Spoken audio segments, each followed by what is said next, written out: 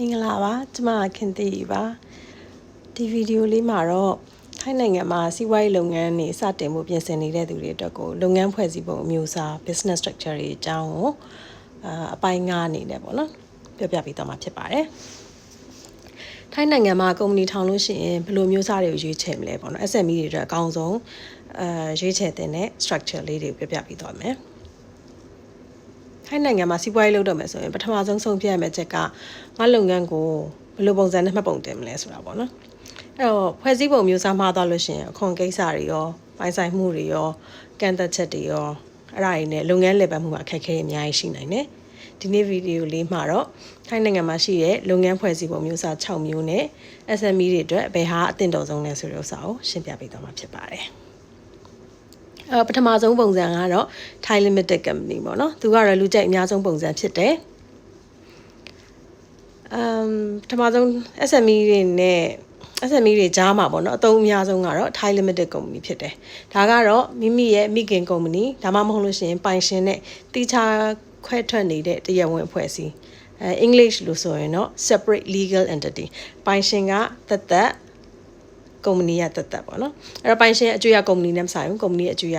ပိုင်ရှင်နဲ့မဆိုင်ဘူးပေါ့နော်အဲ့လိုပုံစံမျိုးပေါ့နော် separate legal entity ဖြစ်တယ်ဒီပုံစံမှာအရေးကြီးတဲ့အချက်က3ချက်ရှိတယ် share ရှင်တွေနဲ့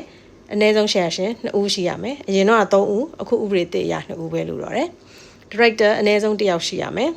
နိုင်ငံခြားသားလည်းဖြစ်လို့ရတယ်လို့ထိုင်းလူမျိုးဖြစ်လို့ရတယ်ဒီ director ကဒီထိုင်းနိုင်ငံထဲမှာဒီစီးပွားရေးနဲ့ပတ်သက်ပြီးတော့ဥဆောင်ပြီးတော့အလုပ်လုပ်မယ်ဆိုလို့ရှိရင်ဒီ director ကnon-immigrant business visa plus work permit လို့ပါမယ်အဲ့တော့အရင်းနှီး capital ဘယ်လောက်လိုမလဲလို့ပြောလို့ရှိရင်တကယ်လို့ director ကနိုင်ငံသားဖြစ်နေတယ်ပြီးတော့ဒီထိုင်းနိုင်ငံထဲမှာသူကနေထိုင်ပြီးတော့မှအလုပ်လဲလုပ်ကင်မယ်ဆိုလို့ရှိရင်အဲ့ဒီတယောက် work permit ထုတ်တဲ့နိုင်ငံသားအတွက်ကိုမှတ်ပုံတင်အရင်းနှီးဘတ်2 သန်းရှိဖို့လိုတယ်တကယ်လို့နိုင်ငံသားဝန်ထမ်း2ယောက်ထားမယ်ဆိုလို့ရှိရင်အရင်းနှီးဘတ်4 သန်းလို့ပါမယ်အဲ့တော့မှတ်ပုံတင်တဲ့အခါမှာအဲ့ဒီအရင်းအနှီးတွေရဲ့အနည်းဆုံး25%ကိုထည့်ဝင်ထားပြီးသားဖြစ်ရမယ်ကုမ္ပဏီရဲ့ bank account ဖွင့်ထားပြီးတော့အဲ့ bank account ထဲမှာ capital ဆိုပြီးတော့မှအဲ့25%နဲ့ညီမျှတဲ့ပတ်စံကိုဒီ director တယောက်ချင်းစီရဲ့ bank account တွေထဲကနေပြီးတော့မှဝင်ထားတဲ့ဟာကိုပြပေးဖို့လိုပါမယ်အဲ့တော့ director 51% share ရဲ့51%ကိုထိုင်းလူမျိုးကပိုင်ရမှာပေါ့နော်အဲ့တော့ထိုင်းလူမျိုးကပိုင်တယ်ဆိုလို့ရှိရင်ဒီထိုင်းလူမျိုးရဲ့bank account ကနေပြီးတော့မှလည်းဒီကုမ္ပဏီရဲ့ account တွေကို share capital ဆိုပြီးတော့မှပတ်စံထည့်ပေးရမယ်ထည့်တဲ့အခါမှာ25%အနည်းဆုံးထည့်ထားပေးရမယ်ပေါ့နော်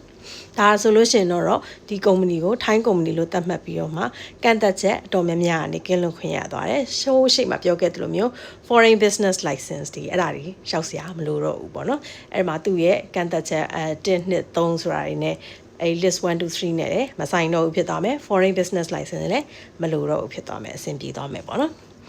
နောက်ထပ်တစ်မျိုးကကြတော့ branch company ခွဲပေါ့နော်နောက်တစ်ခုက representative ဆိုတော့ဌာနေကိုယ်စားလှယ်ရုံးပေါ့နော်ပြီးလို့ရှိရင် regional office ဆိုပြီးတော့မှဒီ data office ပေါ့နော်ရုံးခန်းဆိုပြီးတော့မှလည်းပဲအဲ့လိုဖွင့်လို့ရတာတွေရှိနိုင်တယ်ဒါကတော့မိခင်ကုမ္ပဏီကတနိုင်ငံမှာရှိပြီးတော့မှဒီကုမ္ပဏီတွေကသက်ဒီထိုင်းနိုင်ငံမှာထားရှိရဟာမျိုးပေါ့နော်အဲ့တော့ branch office ရုံးခွဲဆိုလို့ရှိရင်တော့ဒါကတော့အယောင်းဝယ်လုပ်လို့ရတယ်အမျက်ရှာလို့ရတယ်ဒါပေမဲ့အနည်းဆုံးအရင်းအနှီးဘတ်3 သန်းထိုင်းနိုင်ငံတွေကိုနိုင်ငံခြားမိခင် office ကနေပြီးမှဒီဘက်ထဲကိုဘဏ်ထဲကိုလွှဲထားရမယ်အဲ့တော့လုပ်ငန်းမှာပြဿနာတက်လို့ရှိရင်မိခင်ကုမ္ပဏီမှာတိုက်ရိုက်တာဝန်ရှိမယ်representative office လို့ခေါ်တဲ့ကိုယ်စားလှယ်ရုံးကတော့ဒါကဈေးကွက်ရှာပေးမယ်ကုန်ပစ္စည်းစစ်ဆေးပေးမယ်ဆိုတဲ့ဟာမျိုးလုပ်လို့ရတယ်ဝင်ငွေရှာလို့မရဘူးအရေးကြီးတာ no revenue is allowed ပေါ့နော်အဲ့တော့ဘတ်3 သန်းရင်းနှီးမြုပ်နှံမှာဖြစ်တယ်အခွန်ကိစ္စကဘာမှမရှိဘူးဒါပေမဲ့ tax return တော့တင်ပေးရမယ် regional office ကတော့အနီးအနားနိုင်ငံတွေကရုံးခွဲတွေကိုစီမံမှုအတွက်လေ့ကျင့်ပေးဖို့အတွက်ပဲတုံးတယ်သူကလည်းပဲဝင်ငွေရှာခွင့်မရှိပါဘူးနောက်တစ်မျိုးပေါ့နော်နံပါတ်3ခုမြောက်မျိုးကတော့ joint venture တို့ BOI promoted company တို့ပေါ့နော်အဲ့တော့စိတ်ဝင်စားစရာကောင်းတာတော့ BOI promoted company ပေါ့နော်အဲ့တော့အဆင့်မြင့်နည်းပညာတွေ digital ဘိုင်းဒါမှမဟုတ်လို့ရှိရင်ကုန်ထုတ်လုပ်မှုလုပ်ငန်းဆိုလို့ရှိရင် BOI မှာရှောက်ထားလို့ရတယ် အားသာချက်ကတော့နိုင်ငံခြားသား100%ပိုင်ဆိုင်ခွင့်ပေးထားတယ်လို့မျိုးအခွန်ကင်းလွတ်ခွင့်တွေလည်းရနိုင်တယ် joint venture ကတော့ထိုင်းနဲ့နိုင်ငံခြားကုမ္ပဏီနဲ့ဆက်ဆက်ပြီးတော့မှလုပ်တာဒေတာတွင်းကျွမ်းကျင်မှုကိုလိုချင်တဲ့အခါမျိုးမှာသုံးပါတယ်ကဲအဲ့တော့ဒီဟာကိုအနှစ်ချုပ်ပြီးတော့မှပြောမယ်ဆိုလို့ရှိရင်เนาะထိုင်းနိုင်ငံမှာစားတောက်ဆိုင်ဖွင့်မယ်ဆိုင်ဖွင့်မယ်ဒါမှမဟုတ်ဝန်ဆောင်မှုပေးမယ်ဆိုပြီးတော့မှ SME အသေးလေးတွေလုပ်မယ်ဆိုလို့ရှိရင် Thai Limited Company ကအကောင်းဆုံးပဲပိုင်ဆိုင်မှု51%ကိုထိုင်းလူမျိုး partner ကိုရှာပြီးတော့မှတွဲလုပ် license ရှောက်ရတာရမ်းမြတ်ပါတယ်ဒါပေမဲ့တတိထားမှာ nominee structure ကိုတော့မသုံးပါနဲ့ nominee structure ကပြန်စစ်လို့ပေါ်သွားလို့ရှိရင်ဝင်ငွေတွေရောဒဏ်ကြေးတွေရောနောက်ပြီးတော့ကုမ္ပဏီဖြတ်သိမ်းတာတွေရောနဲ့သူရဲ့ penalty တွေကရှုပ်ထွေးတယ်ပေါ့နော်အဲ့တော့မလုပ်စေချင်ပါဘူး Thai partner ရှာရတာလဲမလွယ်ပေမဲ့အရန်အခက်ကြီးတော့မဟုတ်ဘူးเนาะဒီမှာသူတို့networking activities လေး networking events တွေရှိတယ်အဲ့ဒီမှာကိုလုပ်ချင်တဲ့အလုပ်နဲ့ဟိုဘက်ကအလုပ်နဲ့အဲ့လိုပြောရင်းနဲ့အမ partner ရှာကြတဲ့ events မျိုးလေးရှိရပေါ့နော်အဲ့ဒါမျိုးလေးတွေကိုကိုကတော့ join မယ်တော့ join ပြီးမှကိုစိတ်ဝင်စားရတယ်သူတို့စိတ်ဝင်စားရတယ်ကိုက်ညီတယ်ဆိုလို့ရှိရင်အတူတူတွဲပြီးတော့မှအလုပ်လုပ်လို့ရတယ်ပေါ့နော်အဲ့တော့ကုမ္ပဏီမျိုးစားမရွေးခင်မှာမိမိလုပ်မဲ့လုပ်ငန်းကဘယ်လောက်ကြီးလဲဝင်ငွေရှာမှာလားဆိုတဲ့ဥစ္စာအရင်စဉ်းစားရမယ်အမှားအယွင်းမရှိအောင်လို့ကျွမ်းကျင်တဲ့ရှင်းနေဒါမှမဟုတ်လို့ရှင်စီးရင်ကိုင်နေနဲ့အမြဲတမ်းတိုင်မယ်မှာတွေ့ကြရဟိုလိုပွဲစားလို့မျိုးနဲ့တော့မလုပ်နဲ့ပေါ့နော်မလုပ်ဘဲနဲ့တည်တည်ချာချာ professional ဖြစ်တဲ့ license ရှိတဲ့သူတွေနဲ့ပဲတိုင်ပင်ပြီးတော့မှအလုပ်လုပ်တဲ့ ਨੇ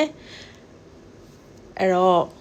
ဒီဗီဒီယိုလေးကိုကြည့်ပြီးသွားပြီဆိုလို့ရှင်เนาะလုပ်ငန်းစမယ်ဆိုလို့ရှင်ဘယ်လိုပုံစံမျိုးလေးနဲ့ဘယ်လို business structure လေးနဲ့အလုပ်စလုပ်မလဲဆိုတဲ့ဥစ္စာကိုidea ရမယ်လို့မျှော်လင့်ပါတယ်ဗီဒီယိုလေးကိုအဆုံးထိကြည့်ပြီးတဲ့အတွက်လည်းကျေးဇူးအများကြီးတင်ပါတယ်အဲ့တော့ဒီဗီဒီယိုလေးကိုသဘောကျရဆိုလို့ရှင်ကျမရဲ့ဒီ channel လေးကို subscribe လေးလုပ်ပေးထားဖို့တောင်းဆိုချင်ပါတယ်ခုလိုဝေမျှပေးတာကိုနားထောင်ပေးတဲ့အတွက်လည်းကျေးဇူးတင်ပါတယ်ရှင်